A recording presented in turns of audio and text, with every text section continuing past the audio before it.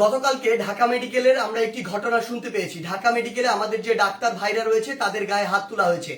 যে যারা হাত তুলেছে তারা কি অভিযোগ করেছে? তারা অভিযোগ করেছে সেখানে নাকি একজন যে পেশেন্ট মারা গিয়েছিল সেখানে ডক্টরদের গাফিলাতি ছিল, ওই ঢাকা মেডিকেলের গাফিলাতি ছিল। এখন প্রশ্ন হচ্ছে যে ডক্টরদের বা ঢাকা মেডিকেলের যে গাফিলাতি ছিল কিনা এটি নির্ধারণ আপনি কিভাবে করতে পারেন, কোন এক্সপার্টিজের ভিত্তিতে এটি নির্ধারণ করতে পারেন এবং এই অথরিটিটা আপনাকে কে দিয়েছে?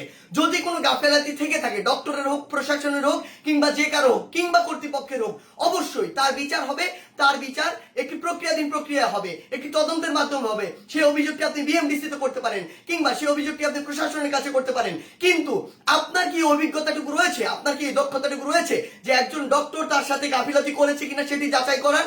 আমাদের সবচেয়ে বড় এখন যে সমস্যাটি হয়ে গিয়েছে, আমরা এই বাঙালিরা অধিকাংশ ক্ষেত্রে অধিকাংশ বাঙালি নিজেদেরকে সব জায়গার দক্ষ মনে করি এবং সব জায়গায় নিজের নাক গলাতে যাই।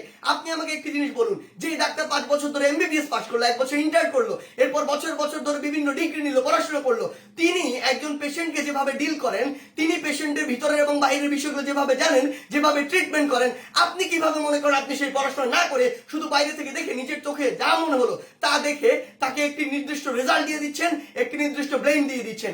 আমাদের জায়গা থেকে স্পষ্ট বার্তা, এরকম একটি ব্লেম দিয়ে আসলে যখন আপনি একজন ডক্টরের গায়ে হাত তুলেন তখন আপনি যে কাজটি করেন সেটি আমরা বৈষম্য বিরোধী ছাত্র আন্দোলন আমাদের জায়গা থেকে কোনোদিনও সমর্থন করতে পারি না। আপনাদের যদি কোনো অভিযোগ থাকে সেই অভিযোগটি আপনি জানাতে পারতেন। আমরা জানি আমাদের এই পুরো প্রসেসটিতে, এই ছাত্র জনতার অভ্যুত্থানে ডক্টররা কিভাবে ওই হসপিটালের ভিতর থেকে, ওই ইমার্জেন্সি থেকে তাদের ভূমিকাটি রেখেছে।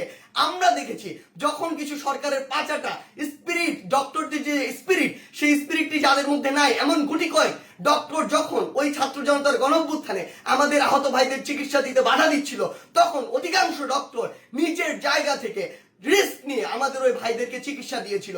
এমন অধিকাংশ ডক্টর রয়েছে যারা ডক্টরদের স্পিরিটটি ধারণ করে এবং আমাদের এই পুরো সময়টিতে আজকে পর্যন্ত আমার হসপিটালে যে আহত ভাইগুলো রয়েছে তাদেরকে নিরবিচ্ছিন্ন সেবা দিয়ে যাচ্ছে, নিজের কথা চিন্তা না করে। সেই জায়গায় যখন এরকম করে কোন একজন আমার ডক্টর ভাইয়ের উপর এভাবে হাতটি তুলে, আমরা এটি কখনো সমর্থন করতে পারি না। আমাদের জায়গা থেকে একদম স্পষ্ট একটি বার্তা, সেটি হচ্ছে যে আমরা প্রশাসনকে, মাননীয় স্বাস্থ্য উপদেষ্টা, ডিজি হেলথ সহ সকলকে একটি বিষয় স্পষ্ট করে বলতে চাই, আমাদের যারা মেডিকেলের ভাইরা রয়েছে, ইন্টার্ন ডক্টররা রয়েছে, কিংবা হসপিটালে যে ডক্টর ভাইরা রয়েছে, তাদের সাথে আমরা এই জায়গাটিতে একাত্মতা ঘোষণা করছি। তাদের নিরাপত্তার সর্বোচ্চ ব্যবস্থা করতে হবে। তারা দিনরাত 24 ঘন্টা আমাদের জন্য কাজ করছে, অথচ কেউ একজন চাইলো আর একটা ব্লেম দিয়ে তাদের গায়ে এসে হাত দিয়ে দিল, এটি আমরা আমাদের জায়গা থেকে কখনো মানতে পারি না। আমাদের জায়গা থেকে একটি স্পষ্ট বার্তা হচ্ছে তাদের এই নিরাপত্তার ব্যবস্থাটি করতে হবে। এবং গতকালকে ঢাকা মেডিকেলে যদি ওই পেশেন্টের মৃত্যুর জন্য কোনো কর্তৃপক্ষের হোক, ডক্টর হোক গাফিলাতি থেকে থাকে, তদন্ত সাপেক্ষে তার যেমন বিচারের আওতায় তাকে আনতে হবে। কিন্তু গতকালকে ওই আমার ডাক্তার ভাইয়ের গায়ে যে হাতটি তুলেছে, অপারেশন থিয়েটার থেকে বের হওয়া একজন ডক্টরকে, তার অবশ্যই দ্রুততম সময়ের মধ্যে তাকেও গ্রেফতার করে তাকেও বিচারের আওতায় আনতে হবে। আমাদের জায়গা থেকে স্পষ্ট একটি বার্তা, আইন নিজের হাতে তুলে নেওয়ার মতো অন্যায়টি যদি আপনি করেন তাহলে আপনার পক্ষে কোনোদিন আমাদের অবস্থান থাকবে না। ধন্যবাদ।